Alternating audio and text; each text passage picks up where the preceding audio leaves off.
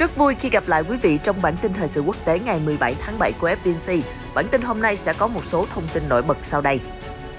Trước việc Nhật Bản liên tục thể hiện sự ủng hộ dành cho Đài Loan, Trung Quốc vừa đưa ra lời đe dọa đáng sợ rằng sẽ rải bom hạt nhân tấn công Nhật Bản cho đến khi nước này chịu đầu hàng. Trung Quốc dọa nổ tung Nhật Bản bằng bom hạt nhân nếu muốn bảo vệ Đài Loan. Mặt khác, Trung Quốc cam kết sẽ viện trợ thêm 3 tỷ đô la cho các nước đang phát triển chống Covid-19. Liên quan đến căng thẳng ở giữa Nga và Ukraine, Điện Kremlin vừa cho biết nước Đông Âu không nên lo lắng về toàn vẹn lãnh thổ. Tuyên bố này được đưa ra trong bối cảnh gì?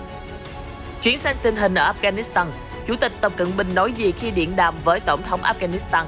Mỹ sắp tham gia thiết lập bộ tứ mới về hòa bình tại Afghanistan. Đáng chú ý, NASA cảnh báo trái đất có thể chịu lũ lụt thảm khốc do mặt trăng chao đảo. Tất cả sẽ có trong bản tin của FBNC ngay sau đây.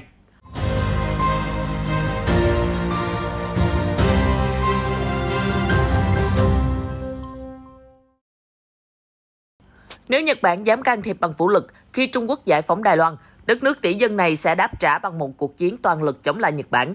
Trung Quốc sẽ bắt đầu tấn công bằng bom hạt nhân cho đến khi Nhật Bản đầu hàng vô điều kiện lần thứ hai. Đây chính là lời đe dọa được trích dẫn từ một video do một ủy ban của Đảng Cộng sản Trung Quốc đăng tải vào hôm 11 tháng 7. Theo Taiwan News, video gốc nhanh chóng đạt hơn 2 triệu lượt xem nhưng sau đó đã bị xóa. Trước khi bị xóa, cộng đồng mạng đã nhanh chóng đăng nó trên các nền tảng xã hội khác như YouTube và Twitter.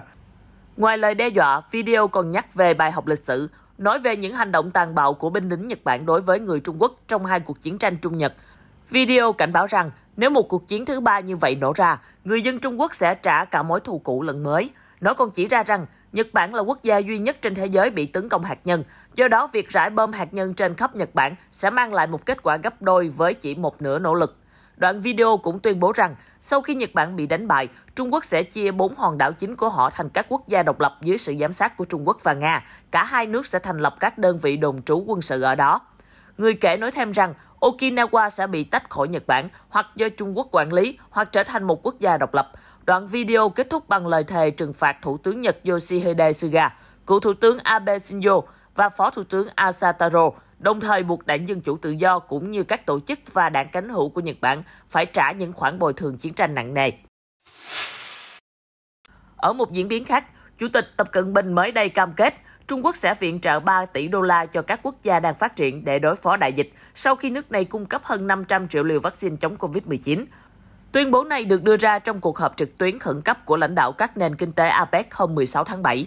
Cụ thể, ông Tập nói rằng trong 3 năm tới, Trung Quốc sẽ viện trợ 3 tỷ đô la cho các nước đang phát triển để chống dịch bệnh và khôi phục phát triển kinh tế.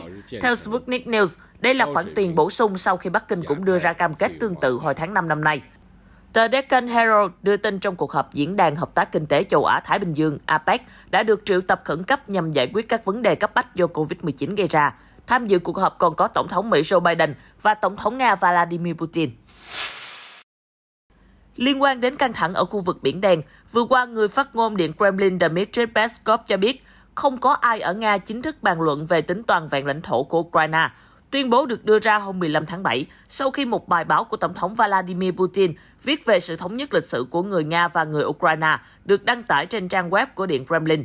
Bài báo đã châm ngòi nhiều cuộc thảo luận giữa giới phân tích.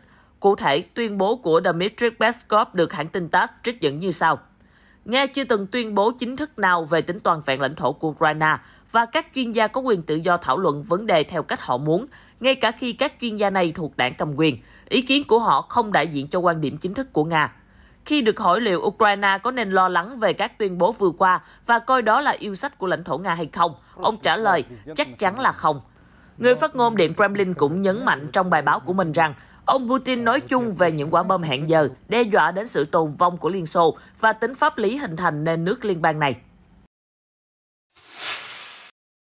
Chủ tịch Trung Quốc Tập Cận Bình đã có cuộc điện đàm với Tổng thống Afghanistan Ashraf Ghani vào hôm thứ Sáu, bày tỏ sự ủng hộ của Trung Quốc đối với tiến trình hòa bình và hòa giải ở Afghanistan. Trong đó, chính quyền Bắc Kinh đã chỉ ra rằng Trung Quốc và Afghanistan là hai quốc gia láng giềng hữu nghị truyền thống, luôn thấu hiểu và giúp đỡ nhau. Kể từ khi bùng phát dịch Covid-19, nhân dân hai nước đã luôn kề vai sát cánh, tương trợ lẫn nhau. Điều này đã làm sâu sắc hơn quan hệ hữu nghị và hợp tác giữa hai bên. Ông Tập cho biết, Trung Quốc sẵn sàng tiếp tục hỗ trợ và giúp đỡ Afghanistan trong cuộc chiến chống Covid-19, đồng thời hy vọng rằng Afghanistan sẽ tăng cường bảo vệ an ninh cho các công dân và thể chế Trung Quốc ở Afghanistan.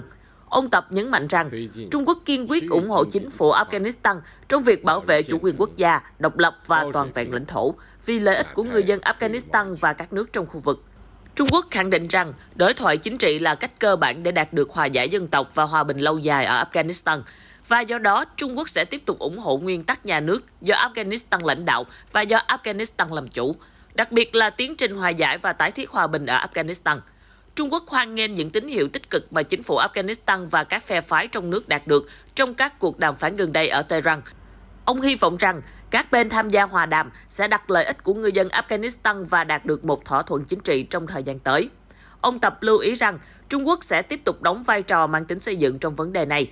Tổng thống Afghanistan, ông Ashraf Ghani, bày tỏ cảm ơn sự ủng hộ của Trung Quốc đối với Afghanistan và cho biết ông hy vọng sẽ tiếp tục thúc đẩy hợp tác với Trung Quốc trong lĩnh vực kết nối và các lĩnh vực khác.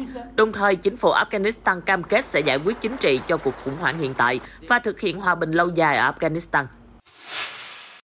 Trong khi rút hết binh lính tại Afghanistan, Hoa Kỳ cũng đang gấp rút thiết lập nền tảng thúc đẩy tiến trình hòa bình tại đây. Bộ Ngoại giao Mỹ hôm 16 tháng 7 ra thông báo cho biết, Mỹ, Afghanistan, Pakistan và Uzbekistan sẽ lập ra một nhóm đối thoại 4 bên để thúc đẩy tiến trình hòa bình tại Afghanistan, ổn định và thương mại ở khu vực. Cụ thể, thông báo được Reuters trích dẫn như sau. Các bên đều coi hòa bình và ổn định lâu dài ở Afghanistan có ý nghĩa quan trọng với kết nối khu vực và nhất trí cùng nhau củng cố hòa bình và kết nối tại đây. Đại diện của 4 nước đã đồng ý sẽ tiếp tục gặp gỡ trong những tháng tới. Một cảnh sát Afghanistan đã được tôn vinh là người hùng và là biểu tượng trong cuộc chiến chống lại Taliban khi một mình chiến đấu với lực lượng phiến quân trong suốt 18 giờ. Cụ thể, Ahmad Shah đã chiến đấu chống lại lực lượng Taliban ở tỉnh Kandahar, miền nam nước này, trong một cuộc tấn công vào một trạm kiểm soát ở ngoại ô Kandahar. Ông nói với Tolo News rằng Taliban đang thực hiện một chiến dịch tuyên truyền lớn về các cuộc thất bại của quân đội nhằm làm mất tinh thần của lực lượng an ninh Afghanistan.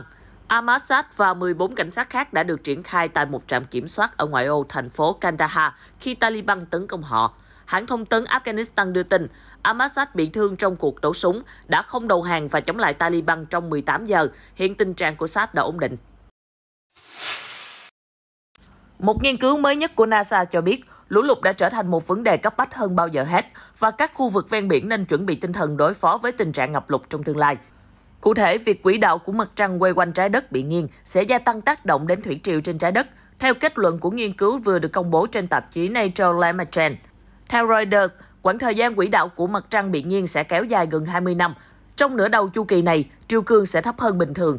Trong nửa còn lại, hiệu ứng này sẽ bị đảo ngược, được gọi là giai đoạn khuếch đại thủy triều của mặt trăng, làm tăng sức tàn phá của thủy triều gây ra ngập lụt. NASA dự kiến chu kỳ này sẽ xảy ra ở khoảng thời gian từ năm 2030 đến năm 2040. Những đợt lũ lụt hủy diệt sẽ tấn công vào các khu vực trũng thấp gần mực nước biển. NASA cũng cảnh báo rằng những trận lũ lụt này sẽ xảy ra với tần suất cao hơn nhưng bất thường hơn, thường tập trung trong khoảng vài tháng thay vì dàn trải ra cả năm. Chính quyền Addis Ababa vừa thông báo sẽ điều thêm quân tiếp viện đến lãnh thổ phía Bắc nhằm tiếp lửa thêm cho quân đội nước này trong cuộc chiến chống lại lực lượng Tigray. Hiện quân TPLF đang chiếm giữ hầu hết phần lãnh thổ phía Bắc của Ethiopia. Trong tuần qua, lực lượng Tigray đã tổ chức nhiều đợt tấn công và chiếm được phần lớn phía nam khu vực này. Tuy nhiên, phía Bắc của Tigray vẫn còn đang trong tình trạng đỏ lửa khi các cuộc giao tranh vẫn đang tiếp diễn. Các quan chức từ Oromia, Sidama và các vùng dân tộc và quốc gia phía nam cho biết, lực lượng của họ đã gia nhập quân đội chính quy, được gọi là lực lượng phòng vệ quốc gia Ethiopia, gọi tắt là ENDF. Phát ngôn viên của vùng Oromia, Gadachew Baucha cho biết, chúng tôi đã triển khai lực lượng đặc biệt của mình và họ sẽ tham gia ENDF. Người dân của chúng tôi cũng sẽ hỗ trợ vật chất. ENDF sẽ triển khai các lực lượng đặc biệt. Nếu cần, chúng tôi sẽ triển khai thêm nhân lực và vật lực. Một quan chức Sidama giấu tên cũng xác nhận các lực lượng trong khu vực đã đến tiếp viện cho quân đội quốc gia. Bên cạnh đó, Amhara là khu vực đang trực tiếp đối đầu với Tigray kể từ khi xung đột nổ ra vào tháng 11 năm ngoái, nhằm kiểm soát những khu vực phì nhiêu ở phía Tây và phía Nam Tigray. Trước đó, phát biểu trước Quốc hội, Thủ tướng Abiy Ahmed cho biết có thể huy động khoảng 100.000 binh sĩ từ các lực lượng đặc biệt trong khu vực trong vòng chưa đầy một tuần để chiến đấu chống lại lực lượng Tigray. Tuyên bố trên đã chấm dứt lệnh ngừng bắn đơn phương của chính phủ sau khi quân đội rút quân khỏi thủ đô Mekelle của Tigray.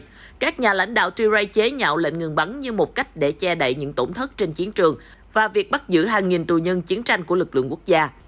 Đảng cầm quyền của Tigray, Mặt trận Giải phóng Nhân dân Tigray (TPLF) cho biết họ sẽ tiếp tục chiến đấu cho đến khi khôi phục lại ranh giới trước chiến tranh của Tigray và chính phủ ngừng phong tỏa khu vực. Hiện tại, hầu hết các tuyến đường vào Tigray đều bị phong tỏa và chỉ có một đoàn xe viện trợ lương thực được phép vào. Thông tin vừa rồi cũng đã khép lại bản tin thời sự quốc tế hôm nay. Xin chào và hẹn gặp lại trong những chương trình tiếp theo phát sóng trên kênh FPTC.